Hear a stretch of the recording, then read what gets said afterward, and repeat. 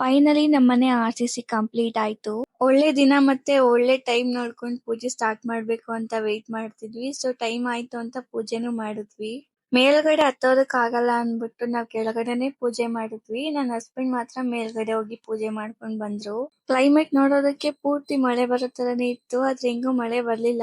So ಪೂಜೆ ಎಲ್ಲ ಮುಗೀತು. ಇನ್ನ ಕೆಲ್ಸ ಮಾಡೋರಿಗೆ ಅಡ್ಗೆ ಮಾಡ್ಬೇಕು ಅಂತ ಕೆಳಗಡೆ ಬಂದು ಬಿರಿಯಾನಿಗೆ ರೆಡಿ ಮಾಡ್ಕೊಂಡ್ವಿ. ಅಡ್ಗೆ ಮಾಡೋ ಟೈಮಲ್ಲಂತೂ ಫುಲ್ ಟೆನ್ಷನ್ ಇತ್ತು. ಆಚೆ ಸೌಂಡ್ ಬೇರೆ ಇತ್ತು. ಎಲ್ ನನ್ ಮಗ ಎದ್ಬಿಡ್ತಾನೋ ಅನ್ನೋ ಭಯದಲ್ಲೇ ಇದ್ವಿ. ಒಂದ್ ಸೈಡ್ ಬಿರಿಯಾನಿ ರೆಡಿ ಆಗ್ತಿದ್ರೆ ಇನ್ನೊಂದ್ ಸೈಡ್ ನನ್ನ ಹಸ್ಬೆಂಡ್ ಚಿಕನ್ ಗ್ರೇವಿ ರೆಡಿ ಮಾಡ್ತಾ ಇದ್ರು. ಇಷ್ಟೆಲ್ಲಾ ಸೌಂಡ್ ಇದ್ರು ನನ್ ಮಗ ಅಳ್ಳೇ ಇಲ್ಲ, ಎದ್ದೇಳಲೇ ಇಲ್ಲ, ಚೆನ್ನಾಗ್ ನಿದ್ದೆ ಮಾಡ್ತಿದ್ದ. ನಮ್ಗೆ ಅದೊಂದ್ ಪ್ಲಸ್ ಪಾಯಿಂಟ್ ಆಗೋಯ್ತು. ಇನ್ನೇನ್ ಅಡ್ಗೆ ಮುಗಿಯೋ ಟೈಮಲ್ಲಿ ನನ್ ಮಗ ಎದ್ದಿದ್ದು. ಅಲ್ಲಿವರೆಗೂ ಎದ್ದೇಳಲೇ ಇಲ್ಲ. ಅಡ್ಗೆನೂ 80% ಮುಗಿತಾ ಬರ್ತಿದ್ದಾಗೆ ಕೆಲ್ಸನೂ ಮುಗಿತಾ ಬಂತು.